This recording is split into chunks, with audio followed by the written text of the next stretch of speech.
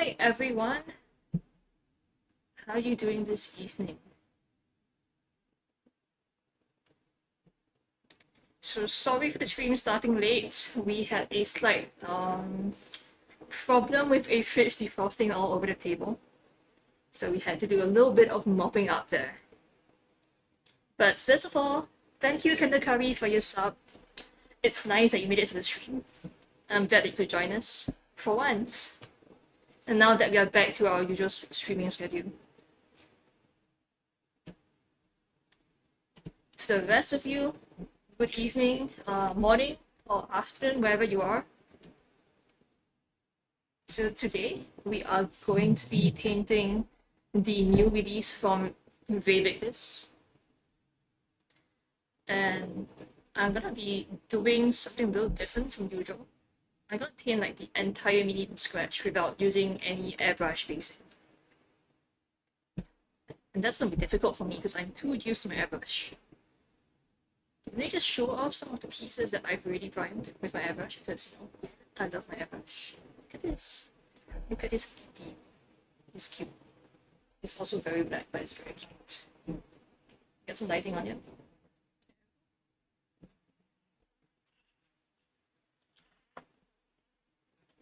Get some focus on my kitty.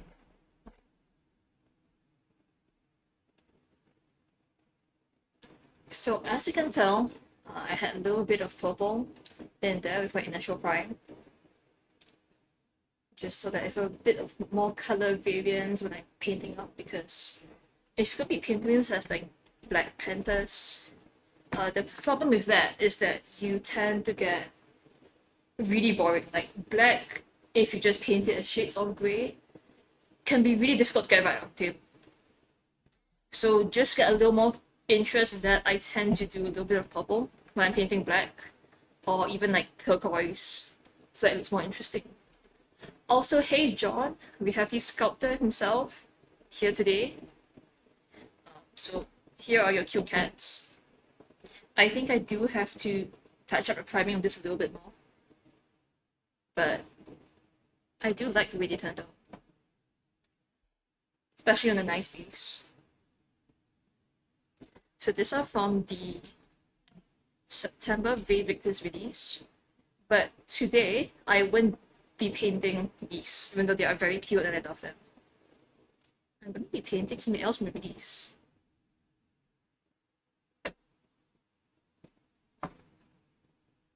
Also, you know that this sculpt is high quality. When I had it glued onto a base, I dropped it.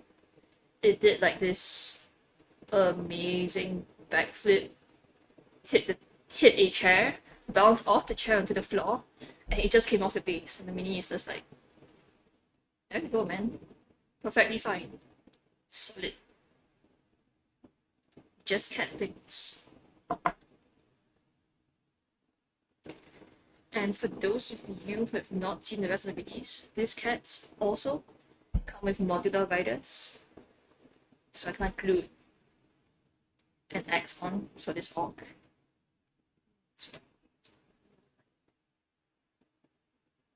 There we go. So I'm really looking forward to painting this along with the other riders.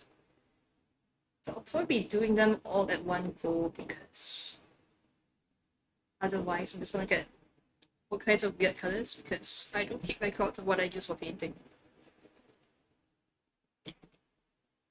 So here's my emotional support size 1 brush, which I won't be using yet. It's just there for emotional support. And there's... here she is. This is the mini that I'll be painting today. Focus. Just focus. Come on, walk with me here, camera. Let's get some focus. There we go, look at it. So this is a raw 3D print. I've not primed it at all.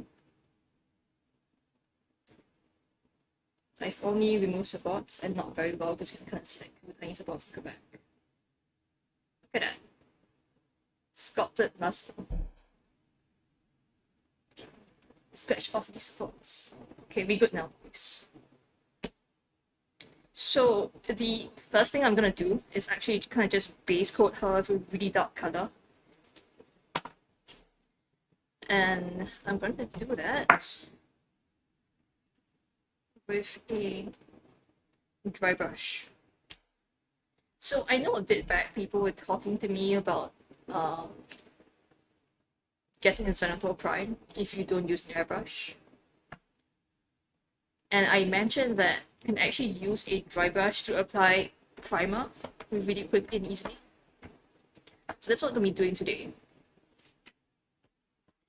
And the good news is that that means I get to try out some of the colors that I've been meaning to try for a while.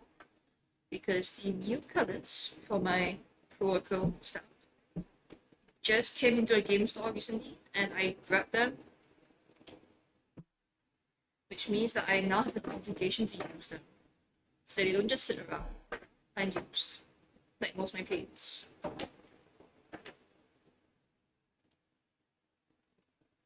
And that's an unfair accusation. It's not my fault that collecting paints is more fun than actually using them.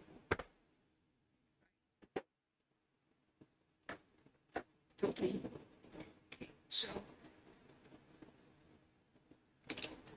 when I'm painting flesh tones, even non-human flesh tones, I normally use a bit of reddish brown as my base. And that's because I like how that turns out. I say as I drop my burnt ray. Okay. Let's get a little bit of mahogany in here because it's a nice dark there.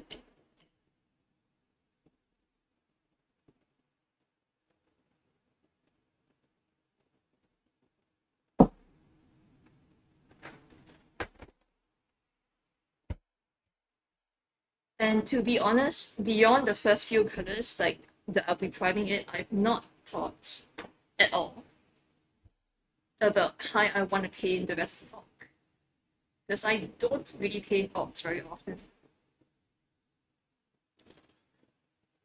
And most of the time I've painted orcs, it's been like, you know, the heavy armored orcs. So there's not been much in the way of actual flash tones. Be using dark flash as well. Mixing a little bit of mahogany, but just double checking that the seal has been removed because it has not been removed. So it's very nice dark flash tone. There we go. Look at that. Nice chocolatey brown. I'm gonna mix that in with the burgundy, which I have a sneaking suspicion has not been removed as well. I was right. Feelings have been cheated.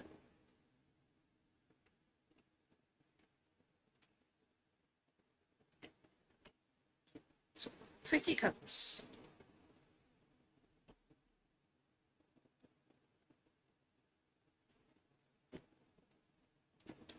But yeah, I mean, as far as painting orcs go, I don't really like to always have that super bright, super saturated cartoony flash tone. I like going for a bit more desaturated, almost kind of olive skin tone. And then if I want to, I can add really brightly colored pigmentation. Like, I find that just works better for me. But if you're painting your own orc, you might have a different take on it. I saw a couple of really nice takes on her, and one of them had this gorgeous teal skin tone, and that was really nice. And that was nothing on the Bae Victis server. So I'm mixing this up, and I have it on my teeny tiny dry brush, which is not at all an eyeshadow brush that I bought for cheap. So let me just mix this up. Okay. And just apply this everywhere.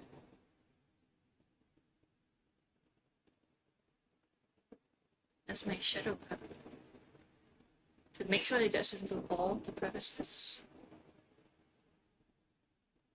And this is why I'm using a makeup brush, because it's soft enough that I can get it wherever it needs to be. And because it's a broad, flat brush, it can hold a lot more paint and spread it out way faster than a normal brush.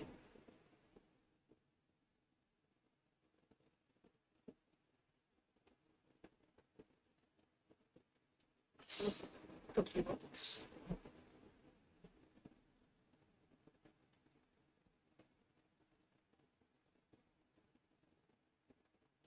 And big shout out to John here, because rather sculpting miniatures that are muscular at this scale, it's not easy.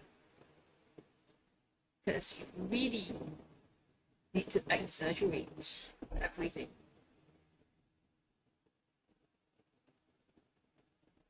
Look at that. Just easy priming job.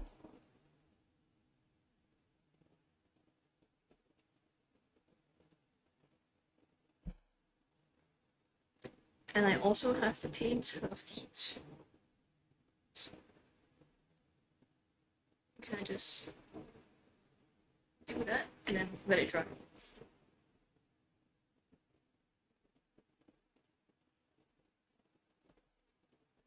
So this is actually a joke miniature from the release, but it's also one of my favorites. It's just really fun. And like Orc Lady crushing watermelons between her thighs is a pretty cool concept for me.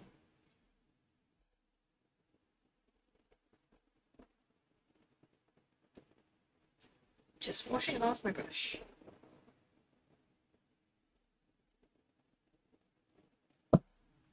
Like Zangief but Orc.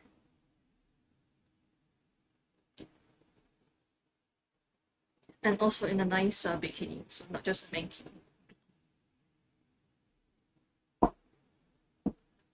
Okay, gonna let it dry, and later on I'm gonna be painting these parts using my wet palette. So, sit for a while. Which is actually almost dry, but just to be safe, we'll leave her for a bit. So back to the cats.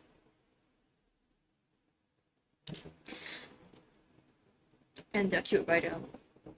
One of the reasons I say that I like using airbrush prime is that for painting things like fur, especially dark fur, you kind of want to start really, really dark. And that's so that you can dry brush highlights in if you're painting it the more traditional and quick way. So most people will be like, hey, you know, I'm painting black. I would base coat it black. I'm gonna dry brush dark gray, then I'm gonna dry brush light gray, and maybe a bit of white. And that's how they paint black. And that does work, but I don't enjoy that as much because I find that black is one of those colors where, depending on your environment, you can get some really interesting shades of black. And no, Carl, I see that sneak attack and it will not happen. Go away. Goodbye.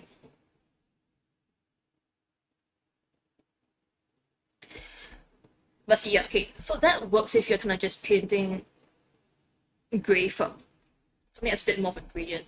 But if I wanted to paint something that's black, and panthers has this like shiny black fur, right? The spots that I have to highlight are a lot smaller, which means that the piece might look a little more boring overall until it's fully painted. Do not attack me. Oh, I really will feel personally attacked.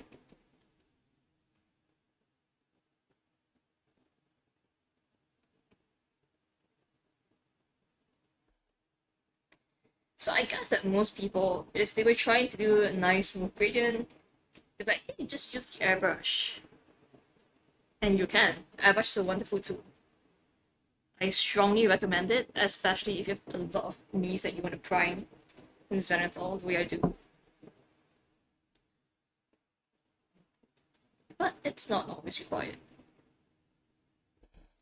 Can I just start touching up some parts that could use a little TLC because I either missed them or airbrushing, or because I picked them up, the primer might have rubbed off before it fully healed. So I'm using a dark purple for that.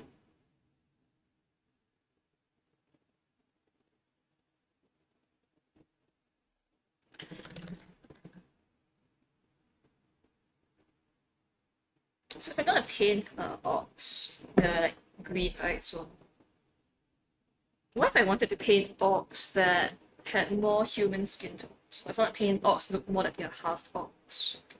Because you've seen a lot of the art, they're green, but there are quite a few that look a little grey. Or if, you know, they're a different kind of orcs, they kind of look orangey. Especially before, you know, they drink fell blood.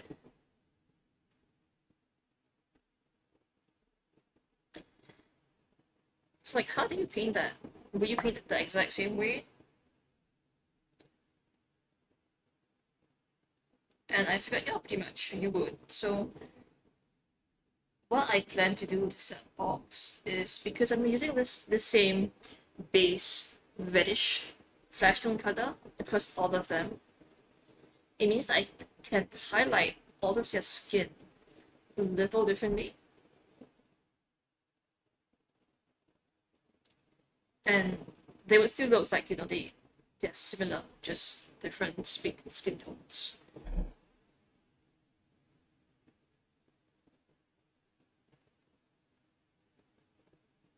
I will say that I'm actually really bad at painting skin tones. Because I spend most of my time painting terrain. You don't have to paint skin tones in terrain except for some really messed up terrain pieces. And I know the mini is off camera, I'm just touching up some of the foot that needs to be touched up. So let's say I want to paint this room while I'm waiting for her to dry. And I have a bit of purple, dark purple. Stick a bit of this, mix it in with the reddish color.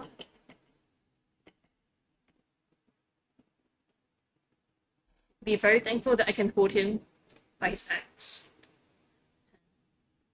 Judiciously apply this all over him. Make sure to get the inside of his thighs as well.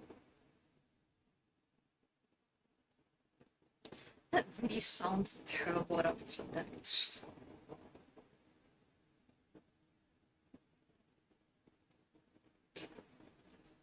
And you can see why I really enjoy using a brush like this to apply that color. It's so much faster. Because your main goal for this part of the painting workflow is to put one color down, right? And you need to make sure it's a dark color. This is so that when you apply any highlight over it, you won't see that gray showing through underneath, which really breaks the immersion of the paint job. So it doesn't even have to be applied super well, you just want it to not have gray. And to me, this is actually like the most basic requirement in a paint job. If I look at your paint job, I don't want to see any like gray plastic or metal peeking through. So this is the #1 step in getting a paint job right. And it's also why I use an airbrush prime so often. Just to make sure that I get all of a mini done right.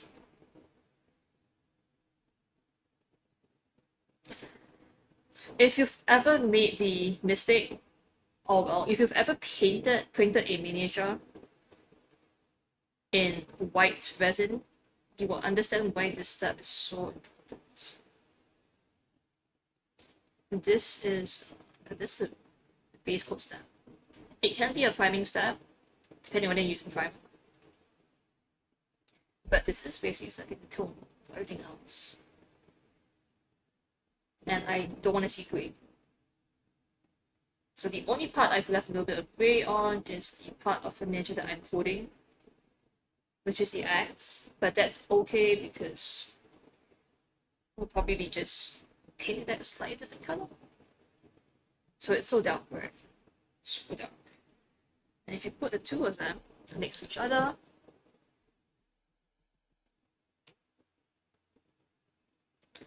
you can kind of see the difference in tones.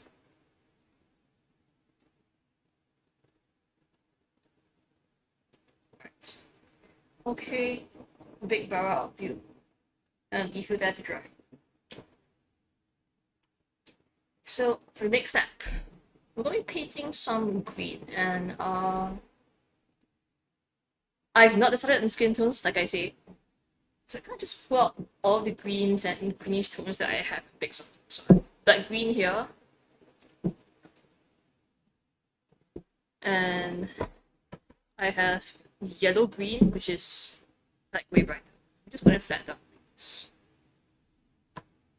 And I have bright yellow green, which is super bright. I have green. I also have jade, which is kind of a slightly darker blue-green. I have turquoise, which is really more of a blue in this case, but it has some greenish tones, so I'll put it here. I have bright pale green, which is kind of an off-white that's greenish in tone. A very nice minty green. I have transparent green, which is a transparent color, you know, as it says on the label. And that's my dark neutral gray, but no, I think I have a black green and a dark camel green. Excellent. Should pass it to despawn and I need to use it. So these things work.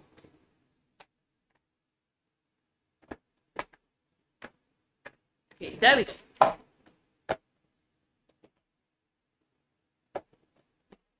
So there is also a new color that's meant to highlight for jade. It's called bright jade. And it kind of looks a little brighter than turquoise. So put it right here. There's also dark camel green, which incidentally is the color match to the dark camel green primer that Pro has, which I think is dark camel green. It could also be black green, but I'm pretty sure it's dark camel. Could be wrong. Either way, it's a bit more of a darker olive green, and this is camel green, which is brighter than dark camel green, but darker than the rest. So these are the colors I have for painting orc skin. I now need to decide what I want to. Hello, can you get back in focus, my friend?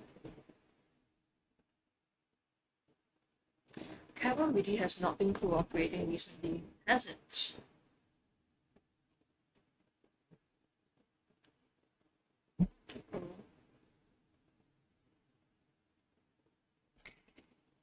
What is it focusing on?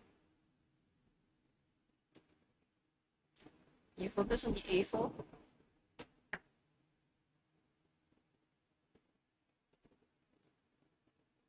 Okay, there we go. There we go. Right. So I have a lot of greens and I have no idea how I want to go about this. So because she has a watermelon, maybe I'll set aside a couple of greens that I want to use when painting the watermelon, which tends to be kind of more yellowish. Green for the highlights. If you've never seen a watermelon before, just googling it. That helps. Paint with reference.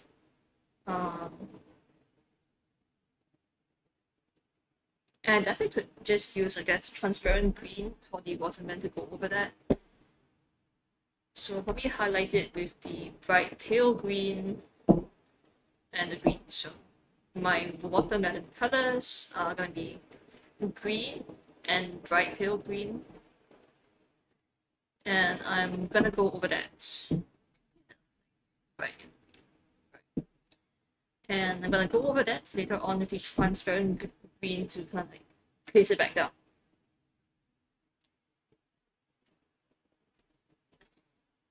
Okay, Mr. Purple Man, I'm gonna need you to have a timeout over in the corner. There you go.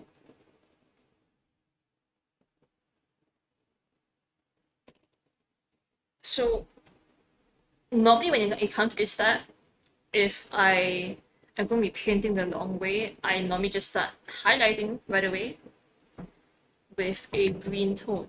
But if I'm painting something and I need that extra bit of help, this is actually when I bring in the dry brush round 2. And I think this is going to be something that's pretty helpful for people that are newer to painting. So let's get a bit of pale yellow, which is a bit of like pink on it, so it's not pale yellow, it's now pale pink. And some bright ivory.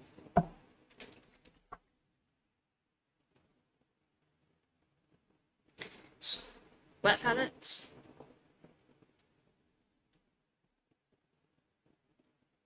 And then it's trusty dry brush time.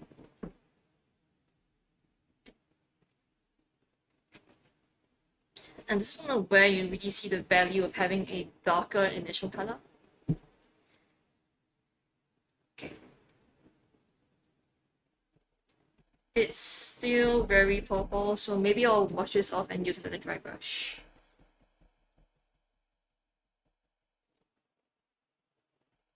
Okay, too lazy to clean this off.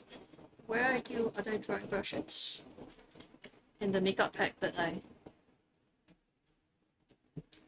bought. Okay, so eyeshadow brush number 2. Now take a little bit of this color, get it into crystals, and YOLO. So let me dry brushing this. And when I'm dry brushing, I'm actually going to cover most of the miniature. I'm only leaving a little bit of that burgundy color in the recesses. So I actually have to take more just a heavy dry brush time.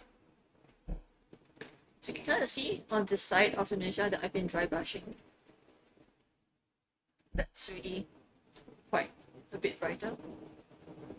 Okay, can you focus on my hand instead of the... There we go.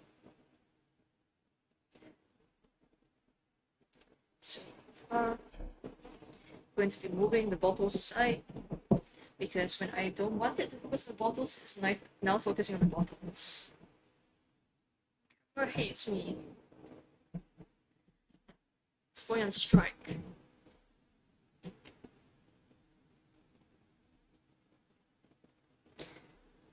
Okay.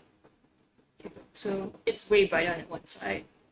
And that's good because now I can see all this gloriously sculpted detail.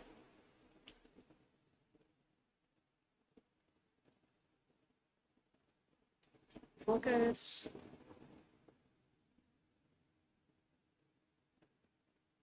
See, now that I'm dry brushing it, you really get that really natural, zenithal shadowing going on there.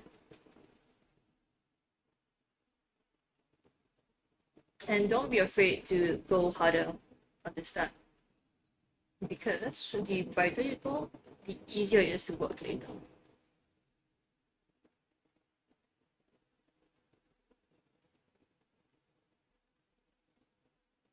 And once you get good at this, to get really used to it, it's a super fast process. And what I love about it is that you don't have to be really good with a paintbrush to do this. Right? It's a little messy, but if you're not very good at blending, not very precise with painting, this is a huge help. See?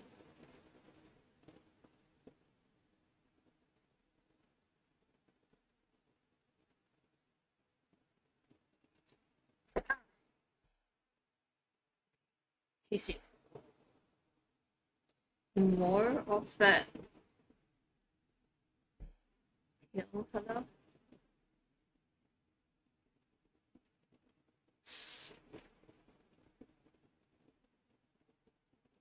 And I'm also highlighting the watermelon. Because, you know, highlighting melons is important when painting this stuff.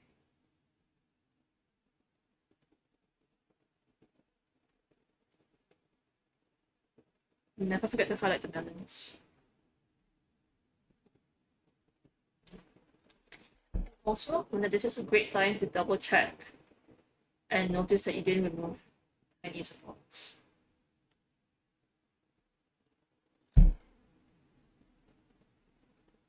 So I normally have a pair of tweezers nearby, but I left them over at the other end of the table until they say grab them. So we'll go with what we have.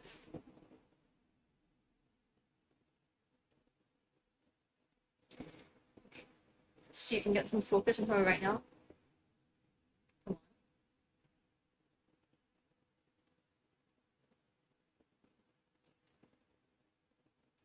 So right now, I've definitely highlighted quite a bit. I need to highlight more around this area and her face. So let's get to that.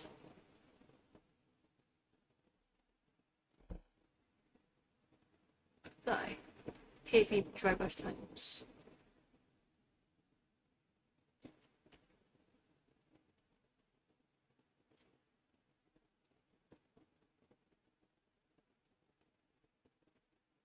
So this is why I say dry brushing is a really good skill for most painters.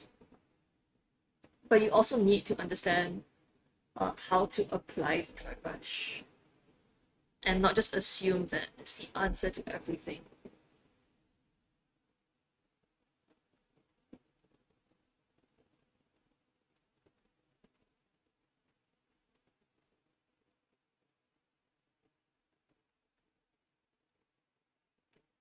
I'm also trying to follow the directions of light, so top to bottom, and then downwards. Hit the sides a little bit here to pop some of that detail. So it's like top to bottom and side to side when dry brushing. So that way you can keep some of the color in the crevices. But she is a lot brighter now. And notice that the parts that have that original reddish color, it's really mainly only around her feet and the undersides of her legs, which is great. Those are going to be the darker parts of the miniature. In fact, I've probably gone a little too harshly on her face. That's okay.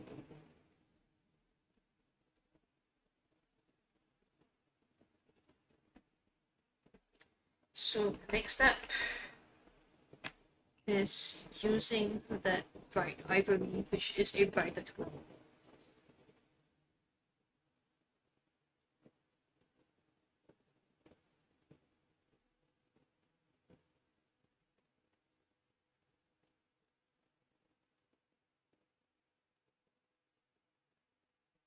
So the first color is a little more of a yellowish kind of green color. It's just pale yellow, right? So the bright ivory is a little closer to white, which is why it goes on next. It's a color that's a little closer to white.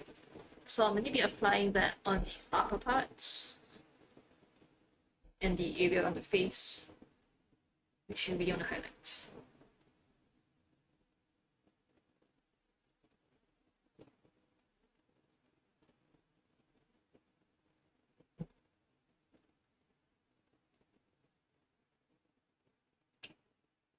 It's a little hard to see right now.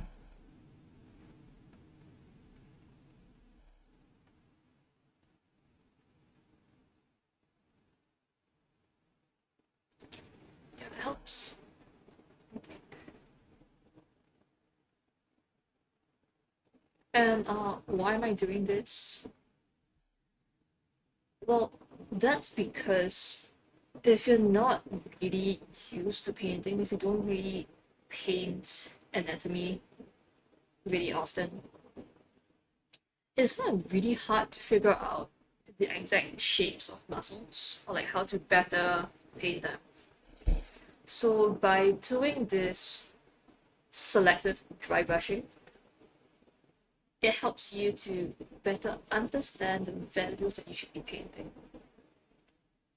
And if you are speed painting these, after this step is when you go in with your speed paints or your contrast paints or whatever. And because of the pre-shading that we've done right now, you get a much nicer result than if you just use pure white straight up.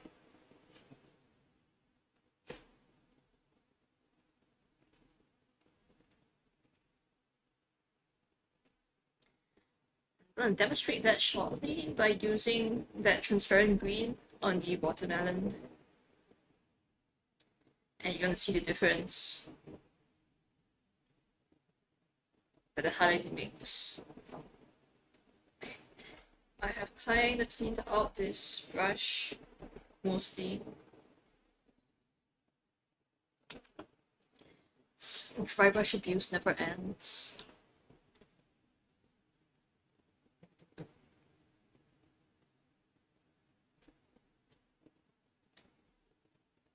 Yeah, today's gonna be a little shorter stream than usual. Normally I try and do about 2.5 or 3 hours for the stream. Maybe just streaming for another hour or so. Because I have a super early morning tomorrow. Is this transparent? Yes, I think so. I have to always shake the paints. Unless they are in tubes. In which case you can shake your paints, just that you look like an idiot doing it. I do it anyway. Alright. Green. And I love this green, it's one of my favorites. It's this super saturated.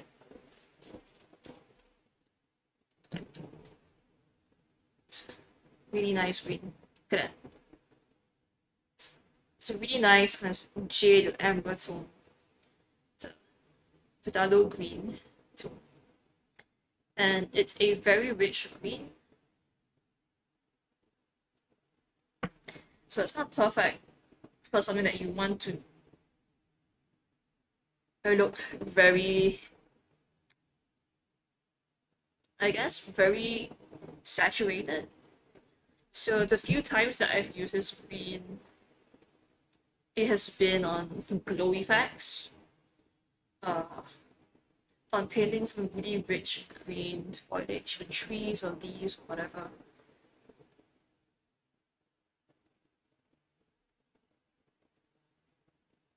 See how long it takes me to just clean the green out of my brush. That's how powerful green is. Still clean. So I'm gonna leave this to soak in the water. So I'll use my emotional support, Winsor and Newton brush, to get that green onto the watermelon. I have thinned down the green a little bit, so it's not applied directly.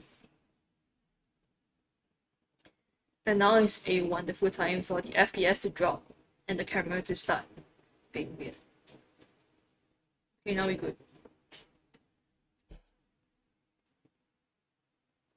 Is the camera frozen? It's frozen, isn't it? Why does it do this? There's no point in sneak attacking me if the camera is frozen, right? Computer is not happy. Is it for everyone? Check. No.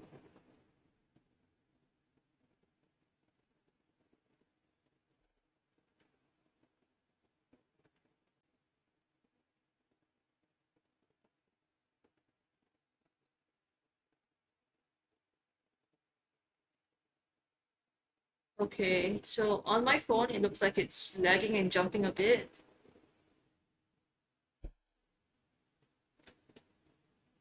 Is anyone else having issues, or is it just us? I'm not sure if it's internet or something. Oh. Okay. Okay, now we're back. Now we're back. And there we go. Ah! Stop it! Go away, Backflappers. Go away.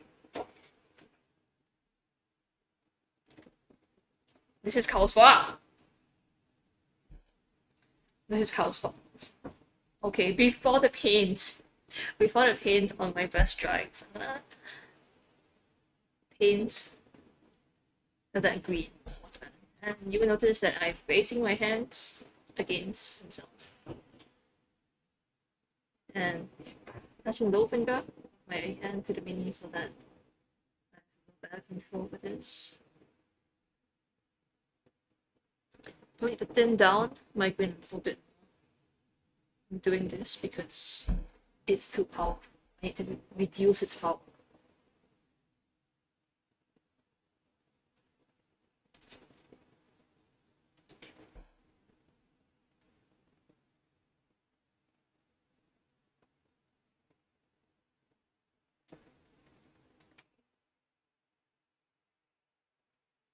Don't worry, Carl. I will remember that you claim a sneak attack on me. Just wait for the next time I see you.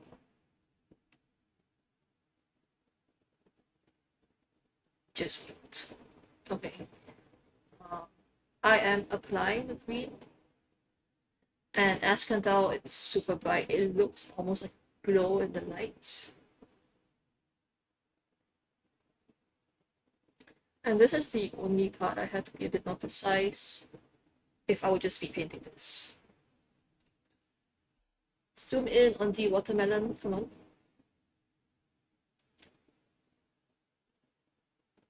And this is a little messy because I can highlighting the watermelon after. But having that reddish tone ready for the shading helped a lot. So now for the other half of the watermelon, I'm gonna paint this as close to the camera as possible because I realized that with our new settings, like it was previously a lot lower down. I have to hold this up so that you guys can see what I'm doing. So if I go off camera or if it's a little shaky, just let me know. So I can't really see as well what I'm painting this. Oh no, I got a bit on the day.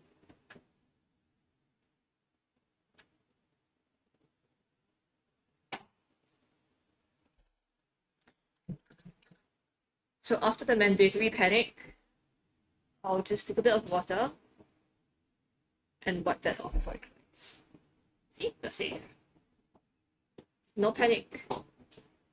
Only a little bit panic. And that's pretty much the shading for the watermelon done. At which point, any other color I put in there is going to be highlighting, right? So that's what I mean by saying doing that little bit of underpainting helps you save a lot of time. Because for me, I find that I get a much stronger result when I'm focusing on the highlighting rather than trying to have like nice base coats. So having a little bit of shading beforehand, whether I'm using an airbrush, whether I'm doing it with dry brush, lets me focus on the fun parts. And that's pretty great. So I want to let that dry a bit. And that means I will be working in the rest of the orc with the colors that I'm not quite decided on. But I wanted, I guess, slightly more olives in terms of yellow-green, maybe a bit of camel green.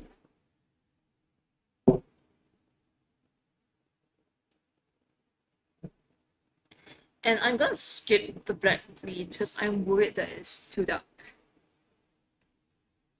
And I'm gonna use this camel green.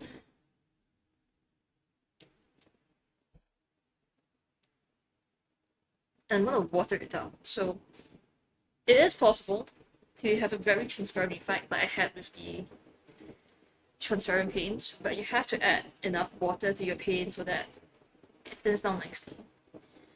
In some cases, you can use additives. For example, let's see. Okay, let's have a bit of contrast medium here. I can add that to the paint so that it's a bit more translucent, but still actual paint that's to work with. So I have a paintbrush here. I'm gonna grab some contrast medium.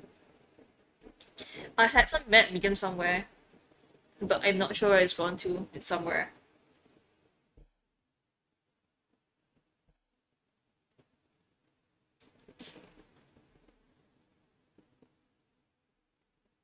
More contrast medium.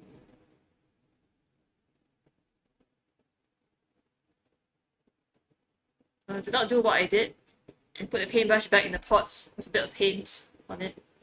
It's a terrible idea, and you should not learn from me. Some contrast medium here. Let's mix some of this green into it so it's a bit more translucent.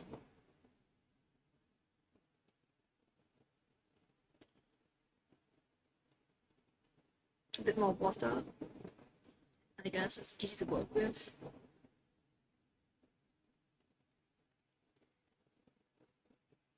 Okay, so it feels like a slightly more opaque color than the transparent green, but I think we can work with it. And by that I mean I'll do my best, and it's my first time using this exact combination of colors, so if it doesn't work, it's totally not my fault.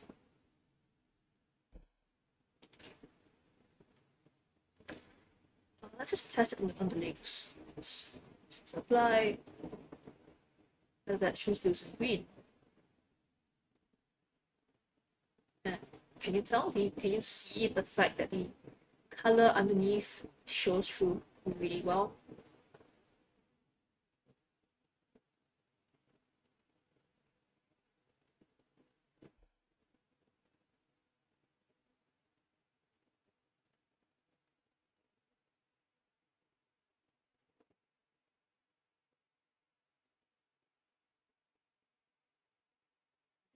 That doesn't spill over everywhere.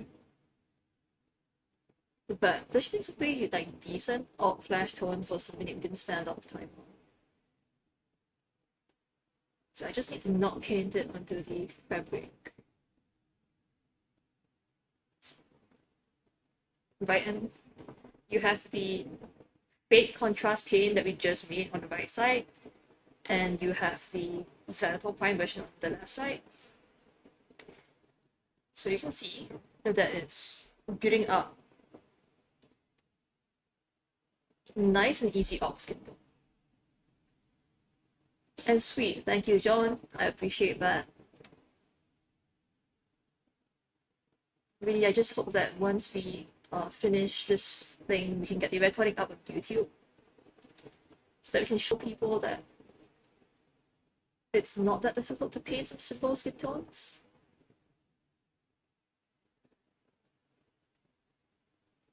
Because look at it, right? I'm pretty happy with the result. It's not the most amazing paint job I have ever seen, but it doesn't have to be.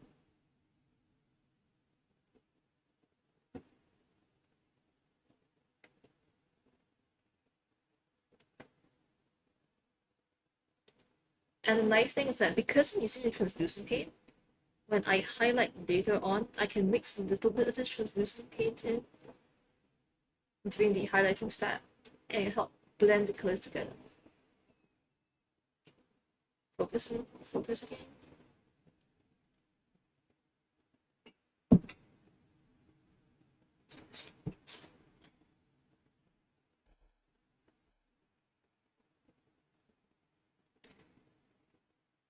Reasonably easy skin tones.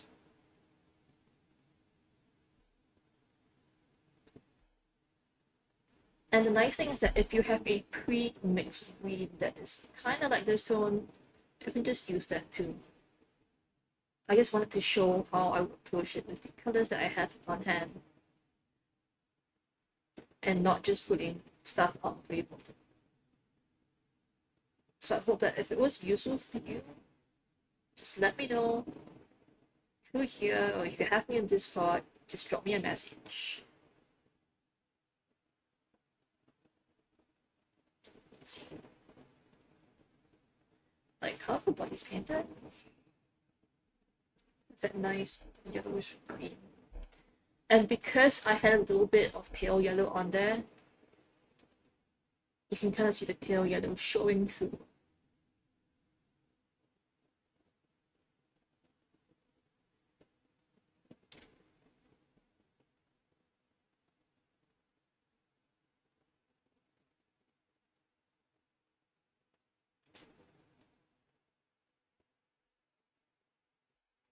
So right now I'm just gonna focus on applying that thin down color all over,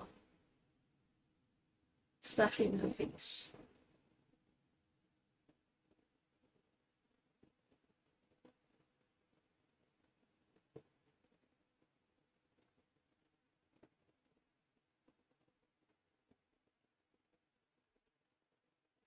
And if I hit features like here, her little tusk, I'm not too fussed about it, because that's something I can easily fix when I go back in and highlight with more precision.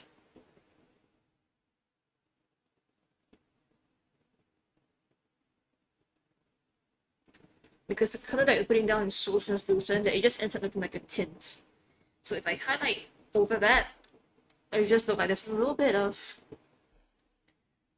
green in the shadows, which is okay.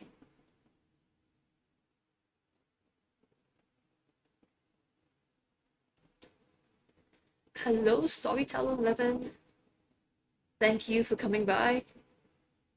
I'm glad that you like what we're working on. This is from this month's Bae Victis release. Just demonstrating how to paint some quick and easy skin tones, especially for like non-humans. This works just fine with humans too. Just need to pick the right color to apply as a base like I am right now.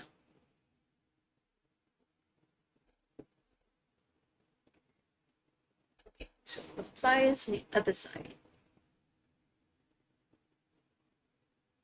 And you know, I don't normally paint cheesecakes stuff. It's not normally a genre that I'm super interested in painting, but this bowl is just so fun to paint.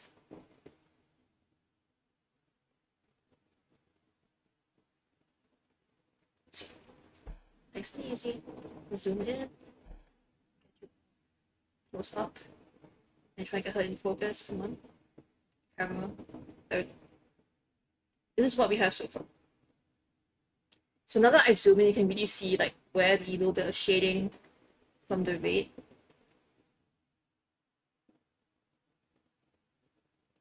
shows up. Like, can you see like on the underside of her arm, that little bit of extra reddish shading lends a more nuanced look to it. That is better than this green orcs. And even though we highlighted the same color for both the watermelon and her skin tones, just using a slightly different color glaze really helps them look different still.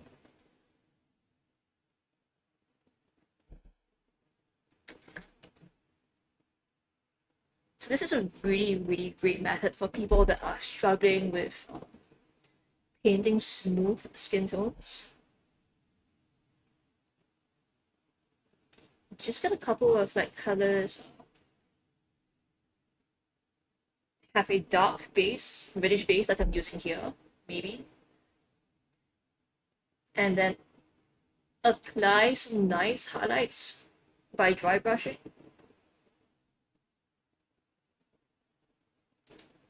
Glaze on a color that you enjoy. And you can get some pretty good results.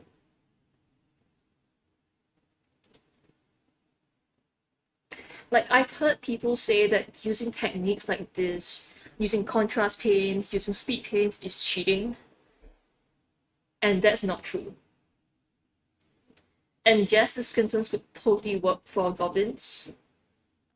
If you were painting maybe hobgoblins, you could maybe use an orangish skin tone, mix a little bit of brown, and then you add some translucent colors, and you glaze it over in the same way. Because no, goblins, depending when you're playing D&D or Pathfinder, can be yellow as well, or orange, or red. They come in many different colors.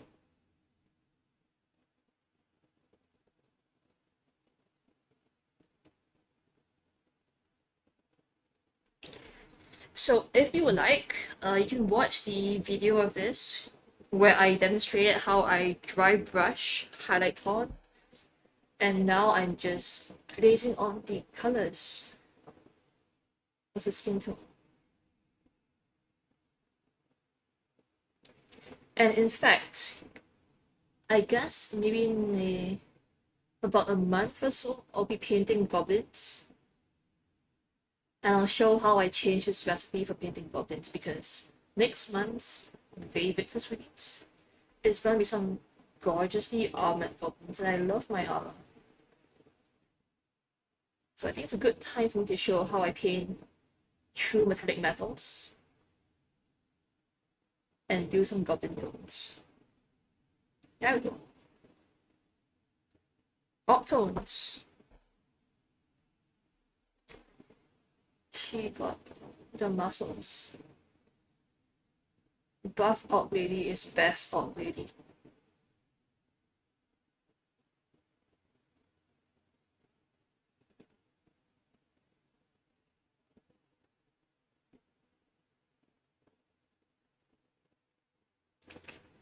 Little more green here. And to be honest, if I was really lazy, I would just leave a bikini that cream tone. Because I like how it looks already. So let's go zoom in. Let's focus. As you can see from the top, the reddish shading on her skin is still showing. And when you view her from the side, it's a lot more.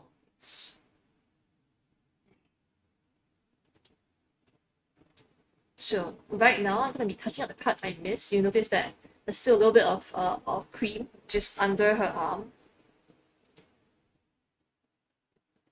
So it's gonna go back and apply this glaze over that area. Easy fix.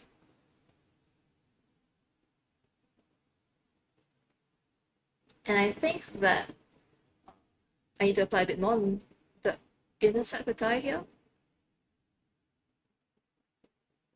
There.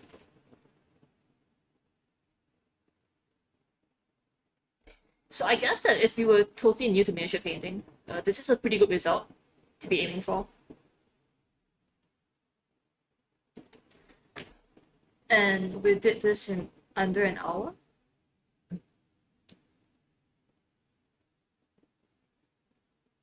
So if I want to spend a little bit more time, let me paint her hair. I like having my orcs with like dark colored hair. I wonder how people will end up using it in game. Well, I don't know. And for this mini, I broke my one rule where I normally only print things that I use in games. So this is all your fault. Okay. So I mix a little bit of that transparent green with my dark purple here. And I'm just gonna apply that heavily over her hair.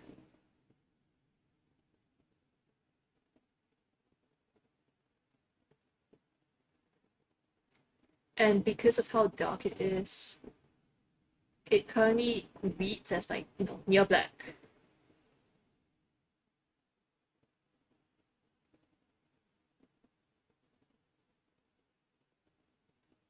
Just totally your fault. It was your plan all along. Oh no. I guess that means that it's time for our D&D players to have a trip to the beach. Hot Springs episode. There we go. Okay. So I kind of just put that color onto the hair. I'm gonna be washing off my brush now. And because the hair's a little highlighted, I'm gonna take my damp brush and wipe away some of the paint off the top. And this is how you would clean away a wash or a glaze to bring back the original color. So you see what I'm doing? By doing this, you add a little bit of easy shading.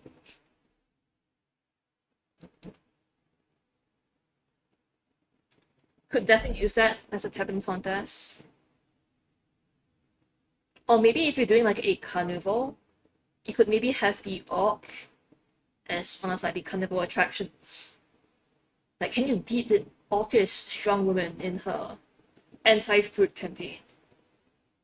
And you can have your players doing their best to try and out-smash an orc with a watermelon.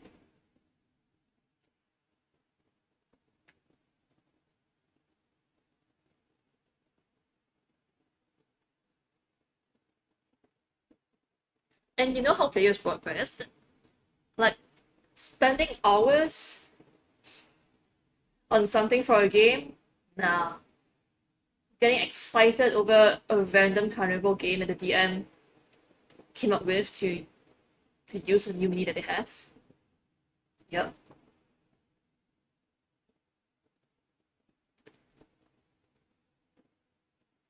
That's how it goes.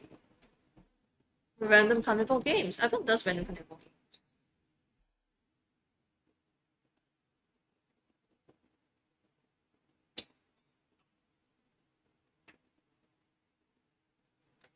Like, let's be honest, like, even when I play, half the time I am messing with the DM or just doing something completely random. Okay, guys, what color should her bikini be? This is important. All bikinis are no laughing matter.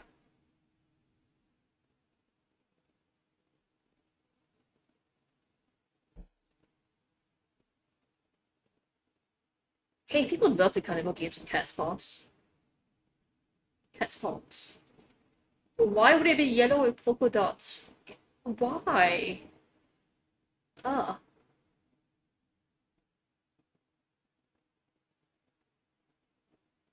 Also, is it just me, or did I just notice that she is wearing a earring on one side? No. Why would Bae Victis Orc to break my rule again? Purple? Okay, purple sounds good.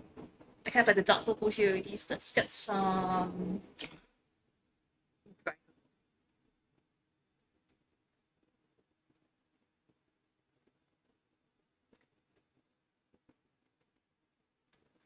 So, purple. Great color.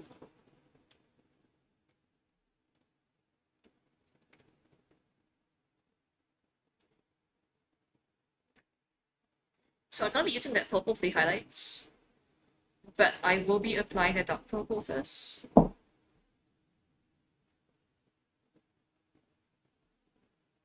Thanks for the suggestion. I am terrible at picking colors sometimes.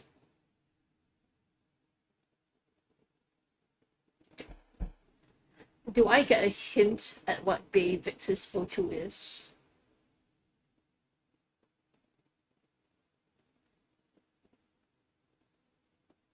Or are you just trolling me right now? Because that's fine too. So, this purple's pretty dark. It's not quite as translucent as the other colors. So I have to be a little more careful with how I apply it.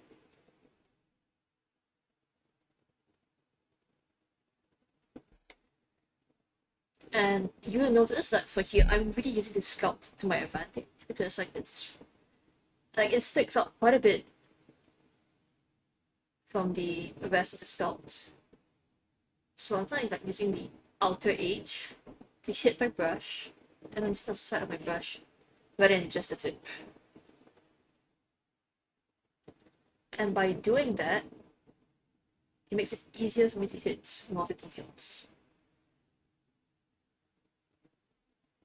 You also notice that the back of the miniature is not really highlighted as much, and that is a intentional choice because that's not as obvious. And I want to show more contrast with the front of the miniature where she is clearly enjoying some sunlight.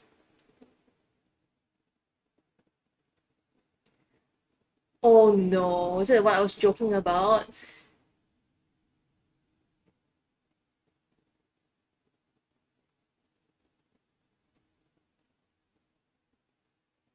Is it the spellcaster? Because I would totally be on board with the spellcaster being, Bae Victis.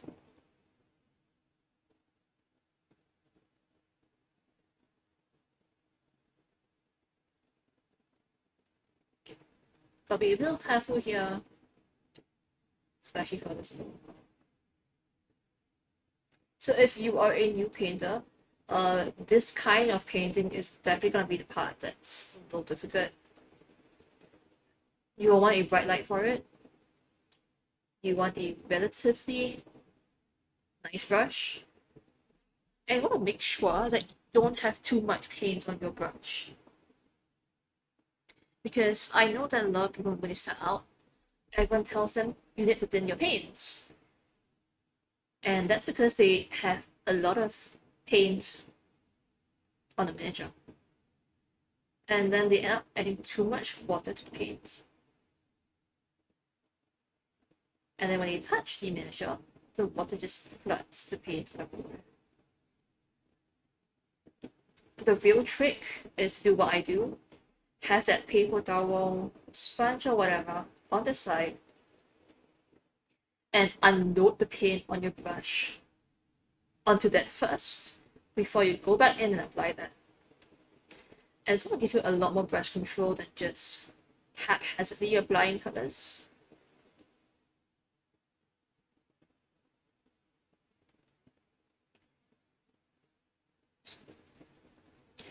Also, what I do is that I try and get the outer edges something first, and then I go back in and kind of fill in the center.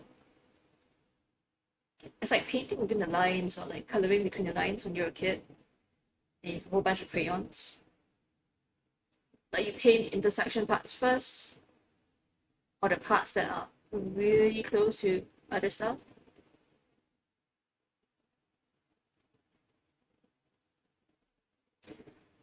So that you are a lot less likely to mess up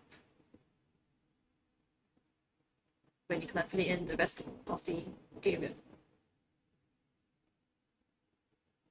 Also, always raise your hand against your other hand. So it's fine if your hands shake, at least that way they're gonna shake in sync.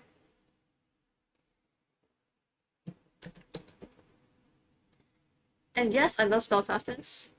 I mean, a Bae Victis spellcaster is gonna be so awesome.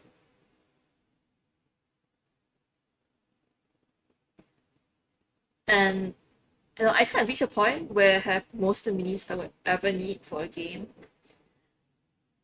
And most of what catches my attention now is really specific aesthetics or stuff that's just fun to paint. And by fun to paint, I mean half the time it's going to be something that's dumb or just funny. So I am base coating that dark purple bikini, orchini.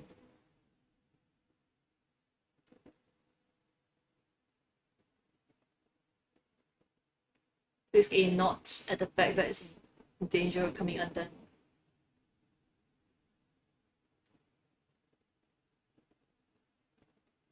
Okay. And there's a little bit at the bottom of bikini that needs to be base coated a little more heavily. Okay, I think we got it. I gotta go the closest line at the back.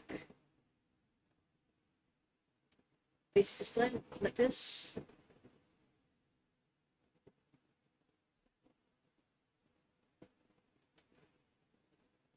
Okay. So that's fine as a base coat. I'm gonna hit the edges here as well, on the outer edge.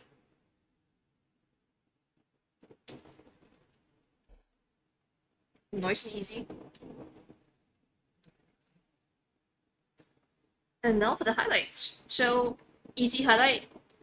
I wanted that purple highlight, right? So I'm gonna take this purple. I'm gonna mix a little bit of the dark purple into it so I get a slightly lighter purple. And then I'm gonna apply that over most of the areas that we just covered with dark purple. So this is called layering. And it's a pretty basic concept for miniature painting. Like, it seems scary at first, but once you figure out how to put the paint where you want it to go consistently, it's a lot easier. And it's one of my favorite ways to get people started painting, because it forces them to think about like the shapes of what they're painting. But first, I'm gonna check and see if John has sent me that something stupid we're talking about.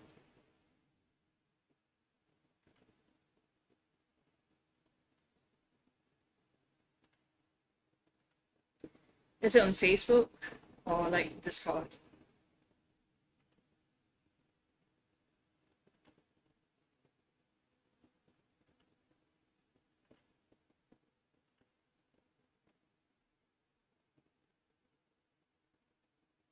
Don't see it. That's okay. It means that the stream is safe from the power of Bae Victis Orc. So I'm gonna highlight this and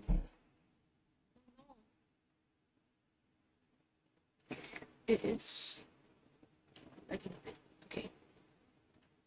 We're back. So I'm basically just gonna apply it on the upper areas. Everything that we're painting just now. And understanding exactly how to place this takes a bit of practice. So if you're new, don't fret it. So you can kind of tell that with the placement, it looks like I've highlighted a bit. There's a bit of a gradient going on. And that's pretty much what you're aiming for when painting to start.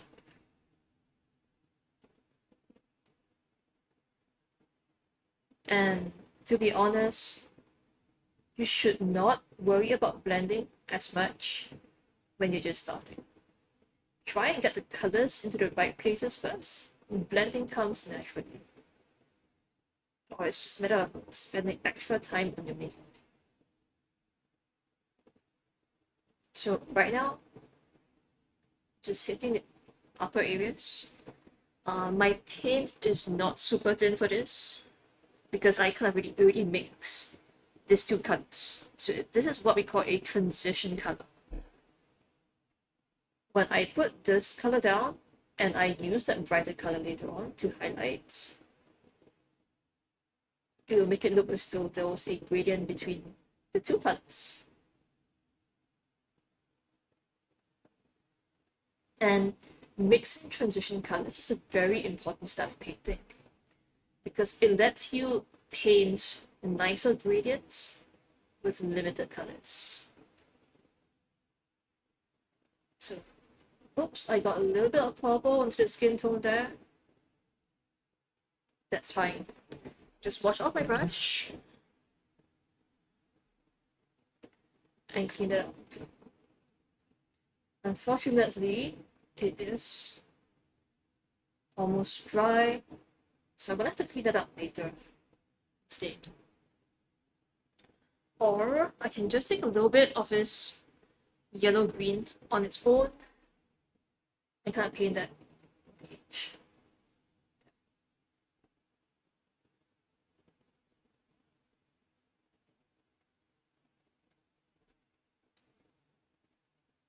And it's going to be a bit dark because that's a way stronger color than we originally had. So I'm going to take a little bit of that off cream color and kind of wet blend that in.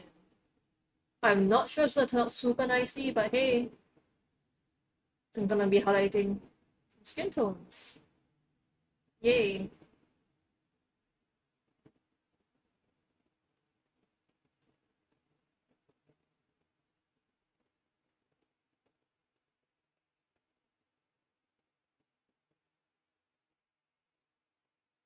It looks like she did a little bit of contouring in her chest, which I am fine with that. That's how it's done anyway.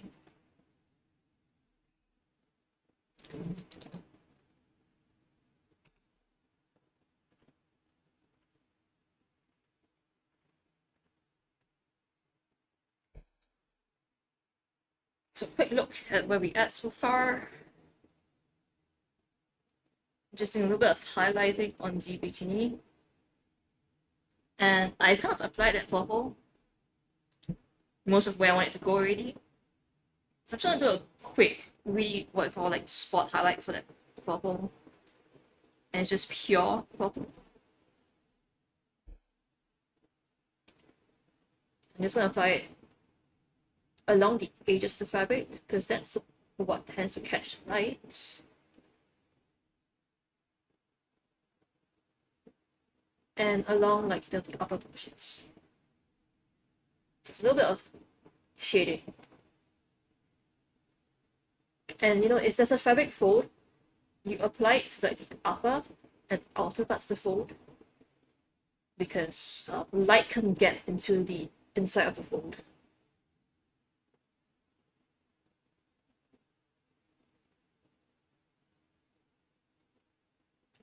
Like this is something that might take a little time to get, but if you have stuff in that environment around you, you can get an old shirt or something, kind of like fold it, and observe how the light hits it.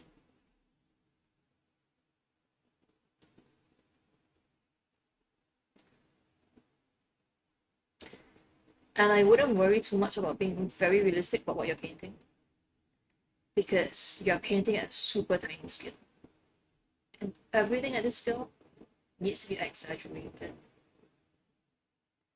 So having brighter jumps in from like light to dark will still look pretty good.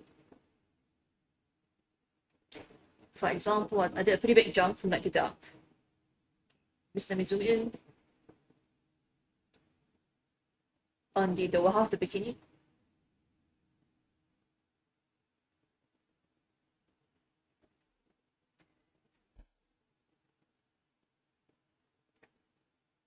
And I think it looks fairly decent. So let's bring up this color a little bit. Like it still reads as purple, doesn't it?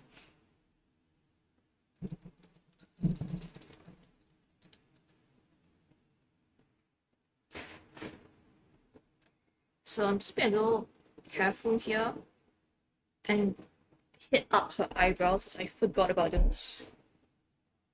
painting the face isn't the easiest, so I'll be a little more focused for this.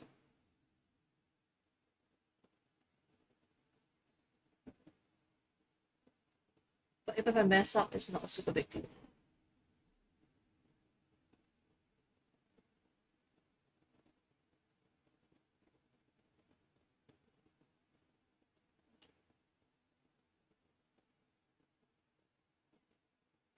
And this brush is kind of old.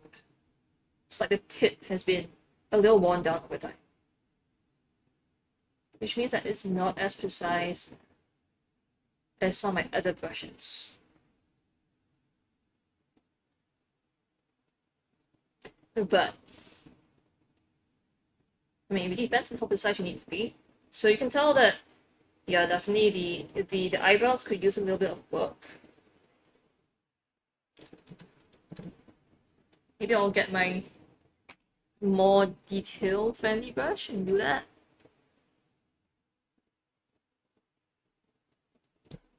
But for the majority of the work on the miniature, you don't actually need a detail brush. Just because the mini is small doesn't mean you need to buy a super tiny size 0, size 1 brush to paint with. You only need to do that if you're applying something that requires your brush stroke to be that thin and that small. Like these brushes are super old. It's like half of them have issues holding points. Because I've been abusing the heck out of them for like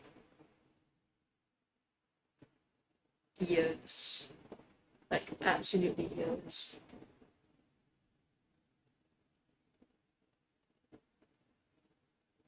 Okay, I'm gonna apply this color way too heavily and then highlight it after. So that's easier to fix in some cases than worrying about being precise. Though it does make her face look ugly. Ugh.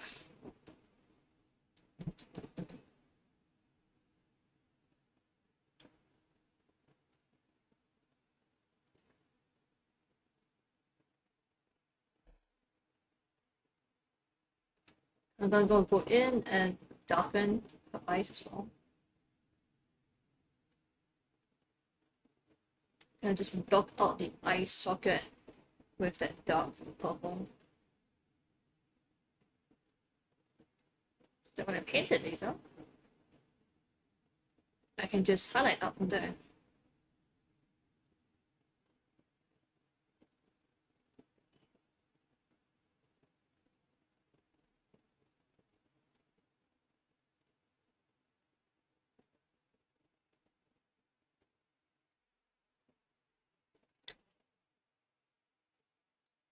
But I would argue that this is this point where I guess most people that are super new to painting and are not confident can stop here. Like this is great enough to put on the table. But if you want to spend a little more time bringing the highlights up on the miniature, that's also fine.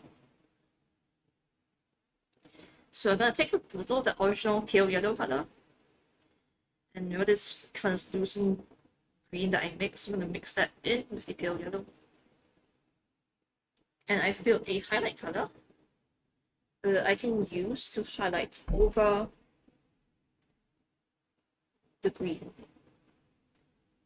I'm gonna apply that on the face, following the exact spots you would highlight if you were applying makeup. So that the upper cheekbones, the forehead,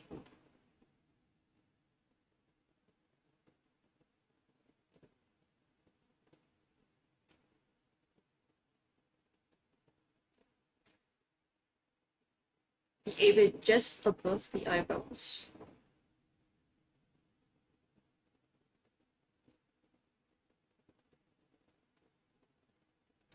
With the upper cheekbones on the other side.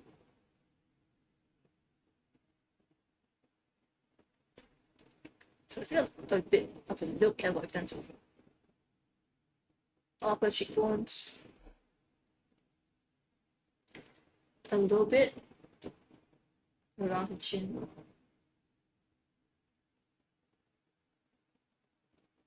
and along her jawline. Just a little bit. You don't want too much. And of course, her ears.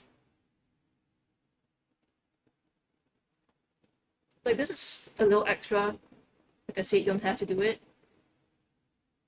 But I do find it good practice for like learning how to highlight skin. Oh, and of course, spot that people often forget, just under the nose, between the mouth. I did not find that when I base coated it with like one color. So this is 3D printed from this month's Bae Victis release. So before I primed her, or before I base coated her, she was like this color. And then I base coated her with just this one reddish brown color that I have here, and completely covered the meaning. Then I did a dry brush of the pale yellow here on the palette, followed by a dry brush of the bright ivory that's next to it. And after that, you came in at the right time. That's when it's applying like the translucent green all over. This is actually really simple. And I did that so that I wouldn't have to worry about highlighting each part individually, because my highlighting was already mostly done for me.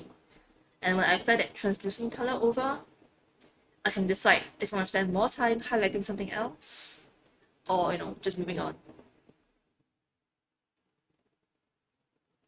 So that's my usual approach for like painting fast. Sometimes I do that highlighting with an airbrush instead, but I think it works pretty well just using a dry brush. So it's just using a really cheap makeup brush, an eyeshadow brush for it.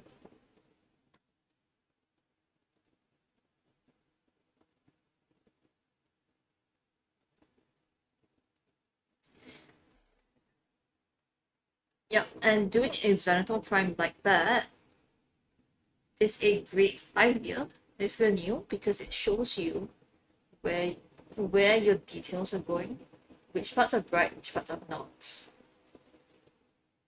And if you want, you can slowly build up highlights and have a more detailed looking miniature. But just having that from the start saves you so much time. Because I found that for a lot of newbies especially, you know, you go through that one phase where you're painting a miniature, it's just like a couple of colors down, where it just looks ugly to you. And the goal of most miniature painting tutorials that I do is to help you get through that ugly phase, so that, you know, you can actually have something that you are happy with. And if you want to improve that further, you can totally take the time to do so. But getting through that gap is the most important part. Like learn how to trust the process.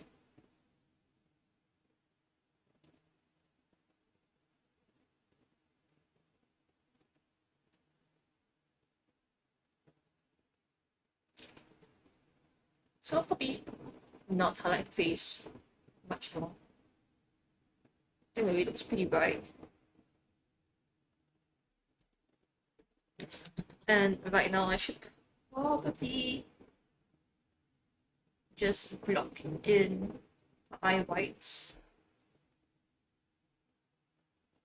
See if my brush wants to cooperate today.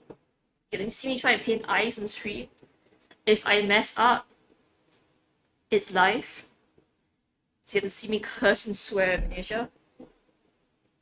So before I'm gonna be painting the eyes, I'm gonna test that on my nail.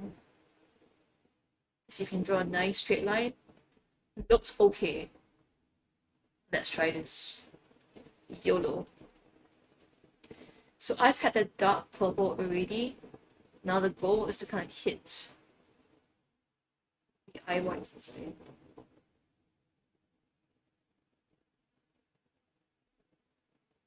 Kinda? Yeah, I think we kinda got it. I should really be using a brush that has a little bit of a sharper tip for this. But I kind of hit the eye white. Just need to go in a little bit, fix the area around the eyes. A bit more of that grey. Like the greyish green, because she's a little bit of color here.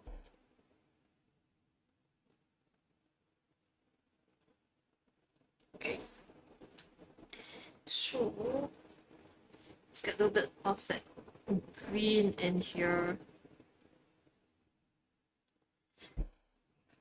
Going over that area on the underside of the eye.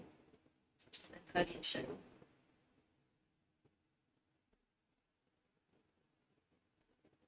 And then I can kind of show you where we have the eye at so far.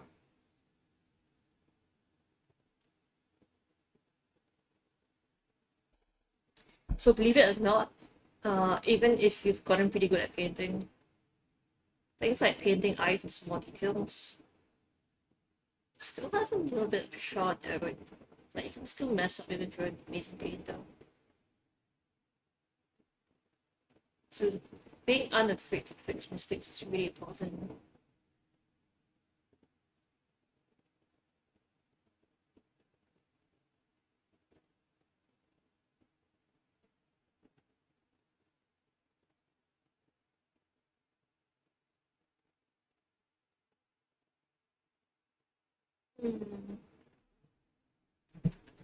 It's a little bit, I guess, of the eyebrow that should be a little darker.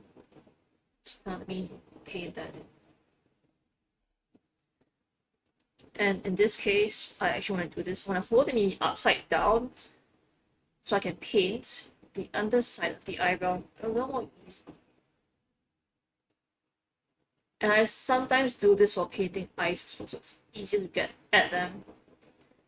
Don't be afraid to move the miniature and rotate it so it's easier for you to work with, because you're working with 3D objects. And sometimes it's just easier to flip it upside down and then to make your brush do things or go to places that it's not comfortable for you to paint with.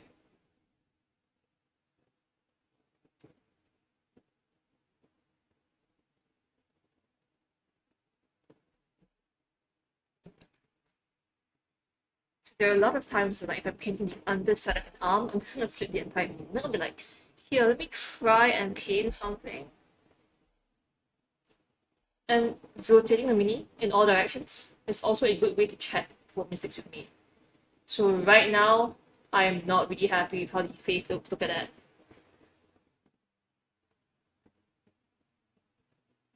Can you focus on the miniature and not my paint in the background?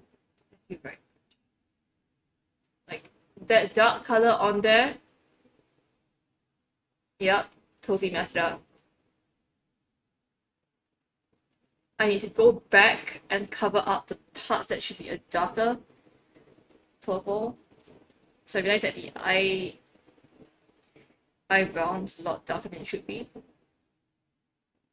But I've also managed to go in and really get the eyes. So it's just a matter of cleaning up the area around the eye socket. But I need to end the stream soon, so that I might be doing that off stream instead. Unfortunately.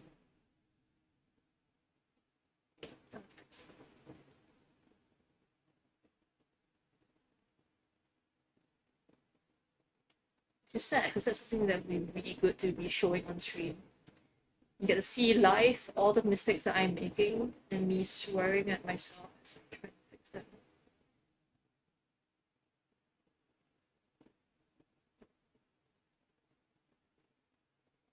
Important steps for every painter. Learning enough curse words for my method. Because there is no painting without a bit of pain. Right. I'm gonna leave the eyelids a darker color as well. But I'm using that yellow green unthinned.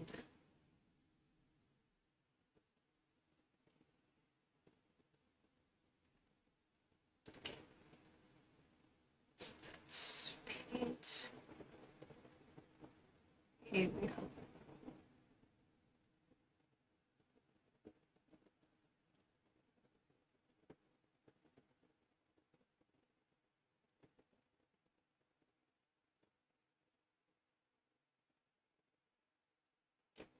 And I messed up on this part because I used too bright a color to paint the area around the eye socket after I had done the eye white. So now I'm going to go back in just a darker color.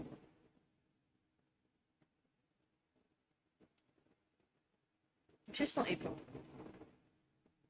because I can just highlight the area after. So this is why people say that painting faces is scary, because you might mess up like that. But to be honest, that's just part and parcel of painting. You might mess up, but not being afraid to go back and forth will make you a better painter. You just need to learn how to tell what your mistakes were, and then how to fix them. Okay, so I'm kind of going in with a really dark color around the sides of the nose and in her eye socket right now. And then I'm gonna take that brighter color that I mixed just now, mix in a little bit of darker color, and then slowly highlight out from that.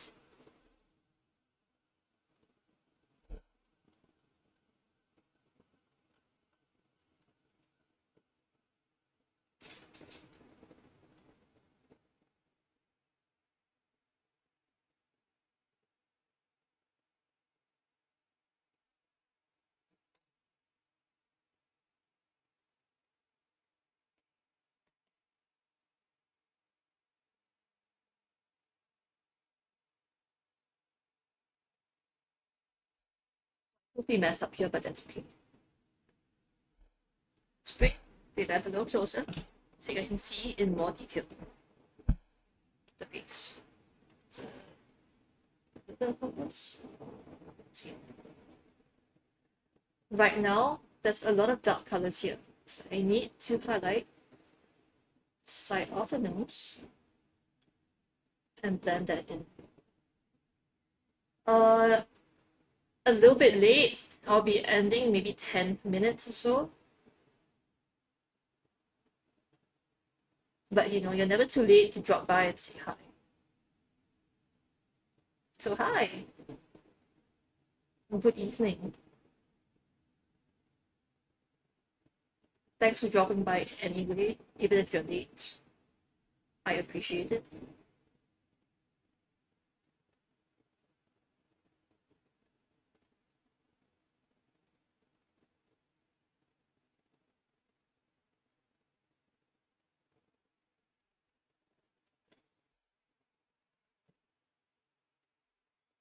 Okay, so a little bit late, like, I'll be straight from, yeah, exactly 10 minutes more.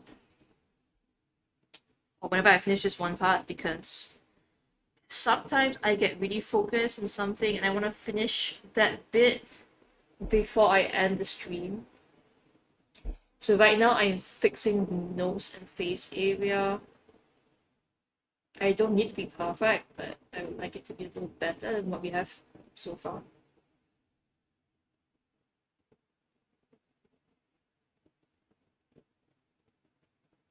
And see, I'm not a perfect painter. In fact, I'm really far from it. I make mistakes like this all the time.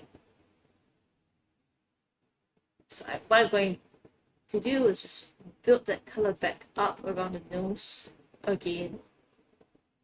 And I brought the light a little closer so I can better see what I'm doing.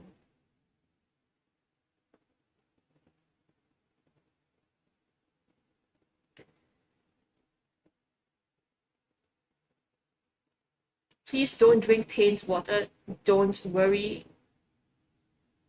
I'm going to show you why I don't do that with it.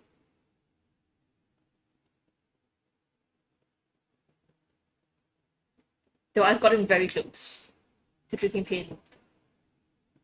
It's almost like a rite of passage, I would say.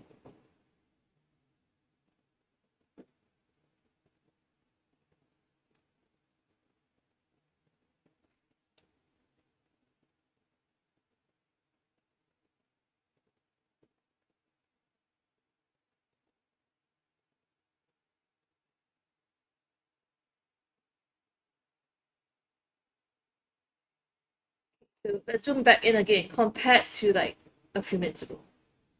Face is way better. Though I would say that the color that's being shown on the camera right now isn't super accurate because it's a little bit greener than it should be. The actual mini is more of a yellow green.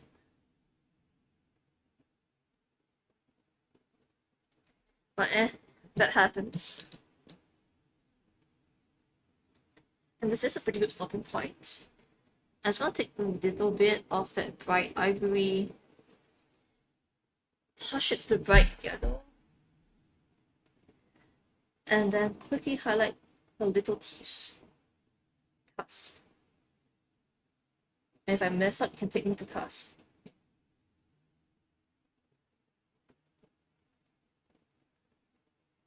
And just being gentle. And using the side of my brush and running that along the surface so that the part that's protruding just the brush instead.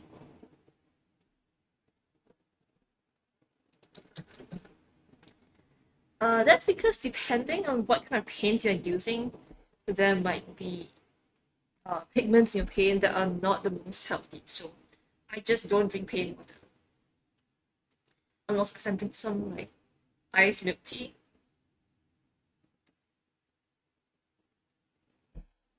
With a straw, I am less likely to drink paint water.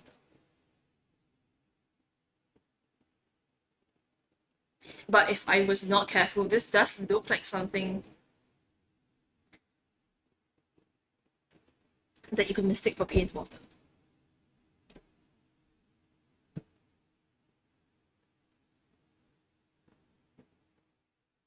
But I used to do that when I was less organized with how I set my stuff up for painting. So I do my best to avoid that now. I won't be able to stream painting if I am in the hospital from heavy metal poisoning. Let's not do that.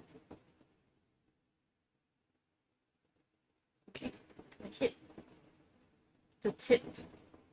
And you notice that when I'm painting the super small details, I'm going to use the side of my brush near the tip of my brush instead. This is an edge highlighting technique and lets me hit details that are way too small to easily paint. Now I'll take a little bit of that bright ivory, a little bit of my translucent green color,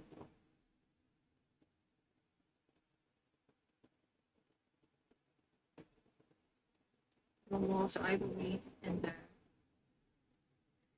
Great highlight tool, okay. It's gonna hit nose, tip of ears.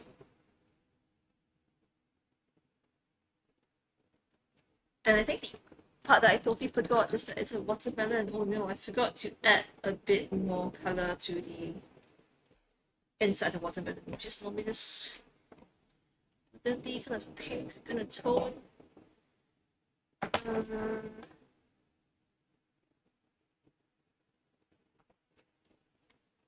Just use some transparency. And yeah, you have your game tomorrow, right? So I'll be seeing you then. It's gonna be a very early morning for me. So if I am a bit out of it, you will have to forgive me. But I think that you're gonna enjoy the stuff that I'll be painting up for your game. Some of that is going to be printing overnight because I had a chat with Lydia and we decided on having some interesting special editions in terms of the miniatures that we have. So hey Rizal, I'm glad you could wake up in time to join us at 10 p.m. That you have a good nap.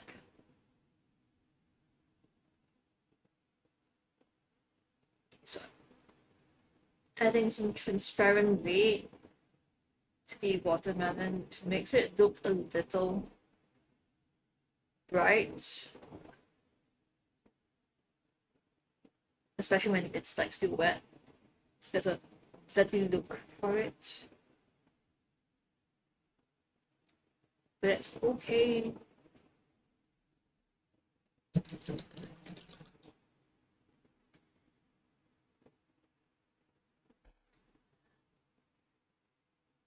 No, I think that you're gonna enjoy tomorrow's game. And remember, even if you're scared, it's fine as long as you're having fun. It's like going to a haunted house, right? It's not fun if you don't get at least a little bit scared.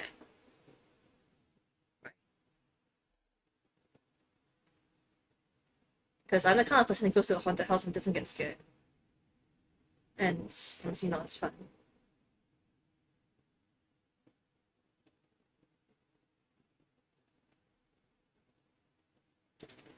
Like, the first time I went to a haunted house, I was expecting to get scared.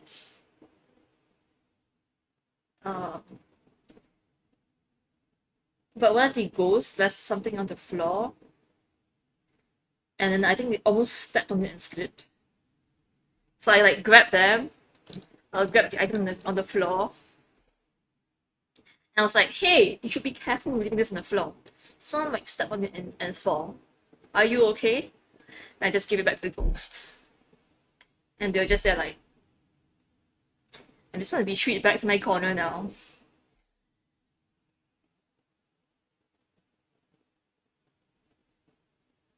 And there was this one time I went with Crimson to a haunted house. A haunted house event actually.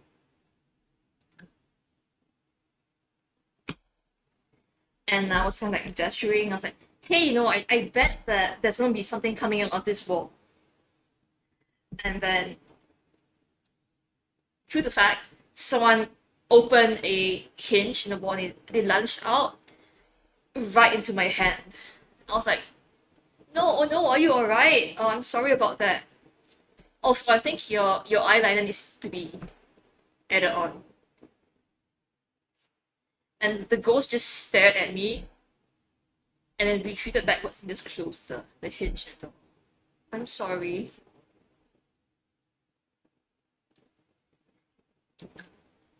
So yeah, I'm not really good with haunted houses, not because I'm scared, but because they just don't work on me.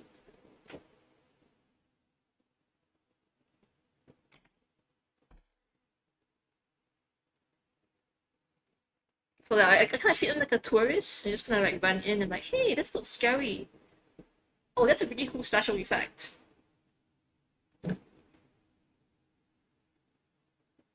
So I don't think that the ghosts have a very good time scaring me. It's not super fun.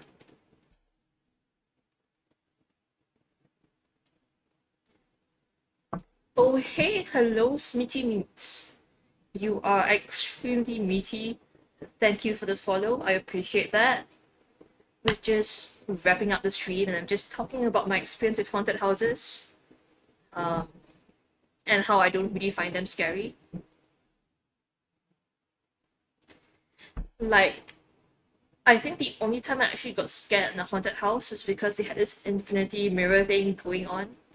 And I'm scared of heights, right? So I stepped out and looked down. I was like, hey, I have a bit of vertigo because it looks like a pit. And then I moved on.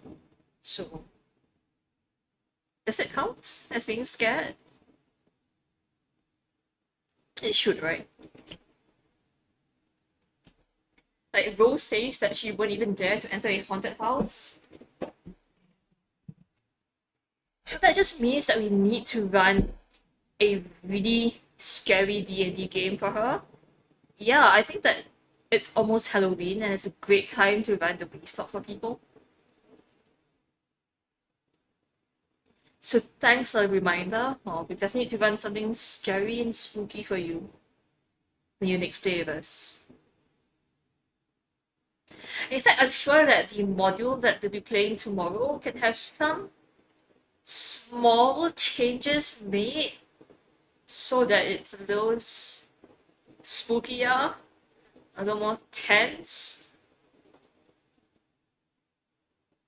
And it's not as scary as actual haunted house, right? That's a good thing. That is something that you should be grateful for. Come on. It's not that we're gonna like turn off the lights, run some spooky LEDs in the background, play ghost noises, right?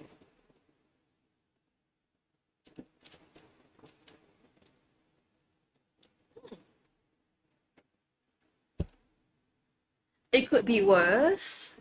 Come on. Be a good spot. I'm sure you're gonna have fun either way. Right, right. It sounds like fun to me. Yeah, it's not like that. Yeah, definitely not. If the lights are off, you won't be able to read your character sheet. And also, Crimson would bump into things. So, for the safety of the DM, we will not turn the lights off.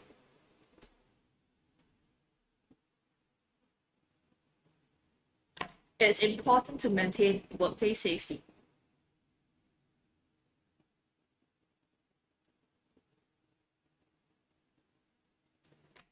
But I didn't say that we won't play spooky music or have scary LEDs.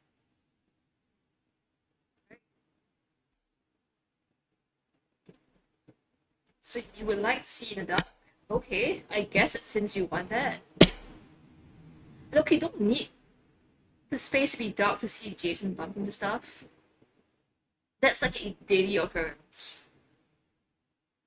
Like just today, we were having lunch, and then he sat down and stared at his shoes, and he was just like, "Ah, I see. That is why my shoes have been having weirdish problems all day."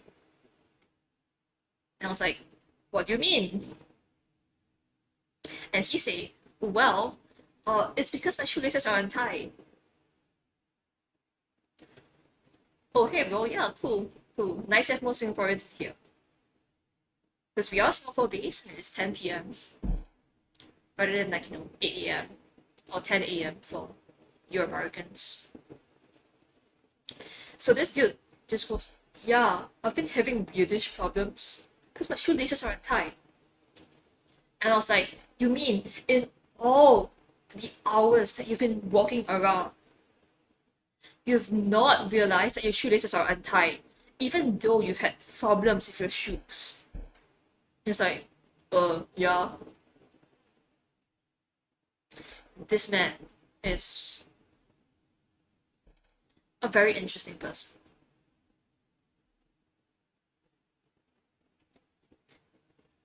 And see, he's totally just ignoring me right now.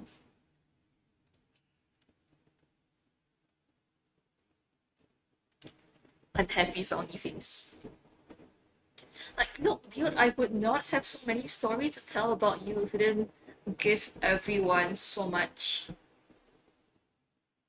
material.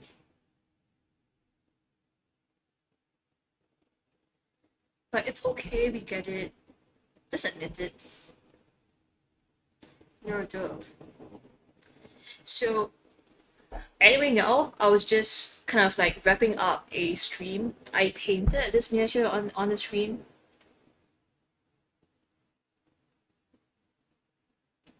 And I'll probably be touching her up, I guess, in the next couple of days. But this is where we got in maybe a couple of hours. So I was just demonstrating like how to paint orcish skin tones, or just pink skin tones in general. And you know the nice thing about it is that even if you're not painting skin tones, if you're just painting normal fabric or whatever it is, this technique still works. So if you're new to painting, it's a great way for you to focus on getting some highlights down and then practicing your brush control. So, I mean, it's totally She-Hulk, right? With a watermelon.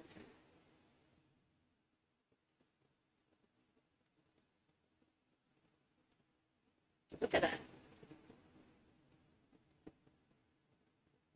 It's green muscular orc lady crushing watermelon between her thighs. And she's really cool. She's so cool. It's from the joke Bae Victis line that my friends at Bae Victis Miniatures started doing. So she was from this month's release, and next month there is something else. I have not quite been spoiled on what it is, but I hear it involves goblins. So I guess at the same time next month I should be painting a sexy goblin. I'm not sure how to feel about that. I don't think I expect to ever say the word sexy goblin. What am I doing in my life? But yes, 1 month from now, sexy goblin. So that will be, I guess, 12th October. You can remind me on 12th October that I'm supposed to be painting a sexy goblin. I might not stream it, but I will certainly upload it online somewhere. Because I think that sexy goblinness needs to be splashed all over the internet.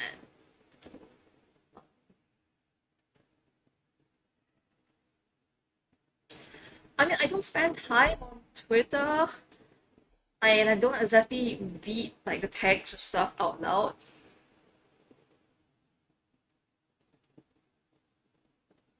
Like, no, okay, sexy tieflings are super common. Come on. Like, especially if they're based off the calisthenics from Terra, sexy tieflings are everywhere.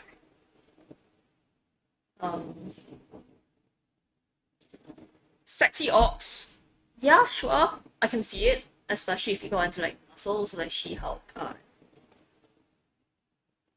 Yeah, calisthenics are sexy tieflings. They're like sexy shirtless tieflings, topless. Like goblins, I have seen sexy goblin scalps, but they're not quite pinned up. They just happen to have a great set of bombs. Right? Like artificer goblins bombs, you know, dynamite. Yeah. Like, but actually saying sexy goblins is not exactly a trope I expect to be doing on stream. My life choices have led me here. It also doesn't help that I keep encouraging my friends to sculpt and paint really cursed things. I think that if you want to be really, really, really interesting, you need to have like equal opportunity, sexy sculpts of like more races. So those things that there should be sexy dust toys. And I'm pretty sure that if you were willing to risk your search history, you could probably find some art for that right now. It's Pokemon. There is always art for that, right? Don't send it to me, I probably already. How do you sexify a turtle? Oh, my sweet summer child. If you Google, you will find out. It's just, yeah, no. Okay, sexy illithid, yes. I would totally paint that. Like, just like sexy mind flayer. Really. Like, don't you want to paint like a sexy illithid? Because that sounds hilarious. Like, we've seen like all the human races, like sexy half elves, sexy elves, normal, sexy orcs. Less likely, happened, sexy edited. Come on. Like, I'm pretty sure there's a sexy edited out there, really. I'm pretty sure I've seen the sculpt somewhere before, but someone has to dig it out. And you know what? If I don't have the sculpt and you buy it from me, I will paint it out on the street. And I think that Dyer Cow will probably be the first to volunteer to do that. But like sexy turtle, that is kind of interesting. So is that the next Bae Victis release? Sexy turtle? Modular sexy turtle. Okay, how into the sexy flam is a jellyfish. Just like saying that this flam could be sexy. Like, does this shout sexy to you? Like, come on. Okay, sexy. No, it's a flam. Like, how sexy can it get? Like, I don't know. Like that Mass Effect race that are basically like space jellyfish has an action star going around shouting "Enkindle this." So maybe I could see a sexy space jellyfish.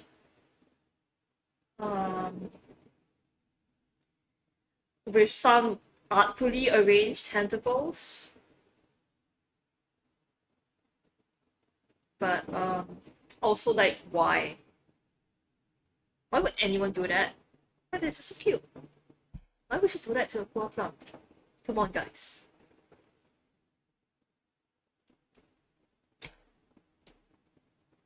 Like, I've seen sexy shark people, I've seen sexy dragon people, I've seen sexy horse people. But yeah, sexy turtles is not something that I ever thought about. I'm not sure I'll think about it. But like, I'm sure that someone has already done it. Probably Mario fans, to be honest.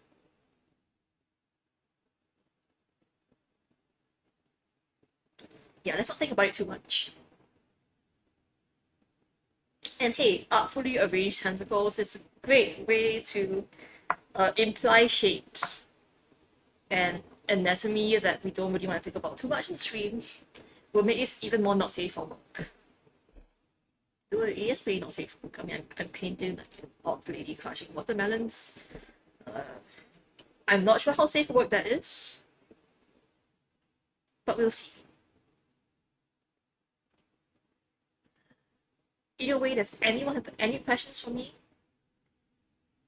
Like how I'm going to be artfully arranging tentacles for tomorrow's game.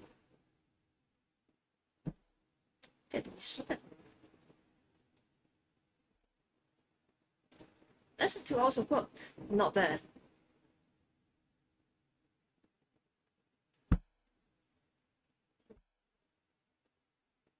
Let's get a front view. Come on. Focus and not on the A4 in the back.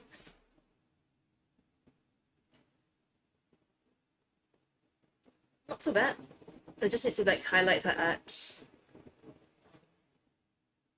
her shoulders, and her thighs a bit. And then glaze down round 2 with the color.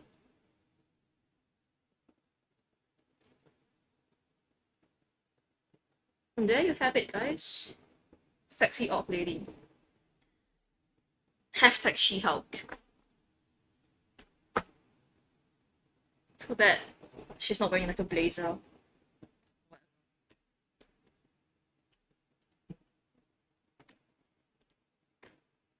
Wink.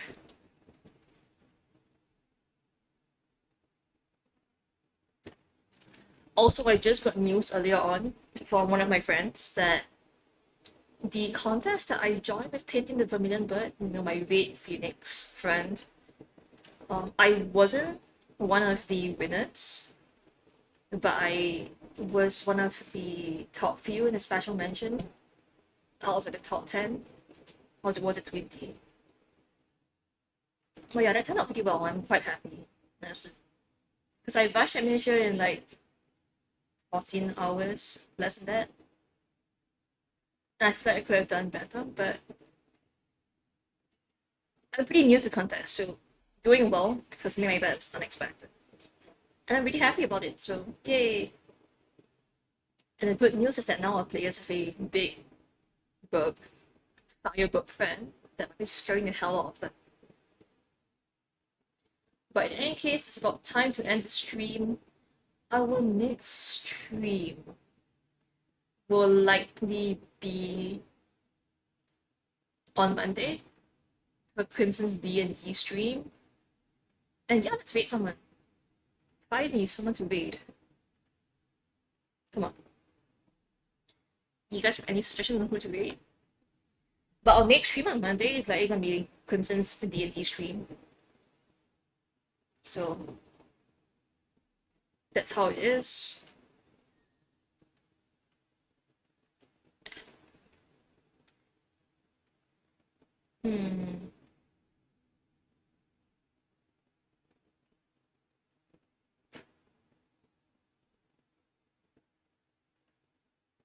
I think there's someone else running something in tabletop RPGs. They're one of our Filipino friends.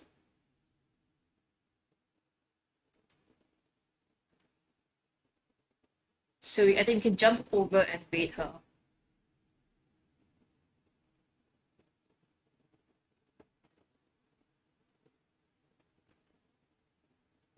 Like then another place?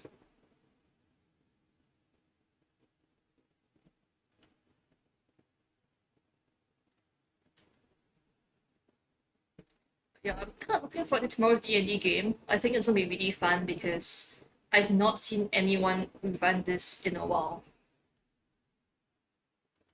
And this is one of the most fun modules for me to listen in to, especially when people are suffering through it. So good luck and good night. And in the meantime, let's go raid then another place. Crimson, do you want to bring us there? Or should I be doing the honors? There we go.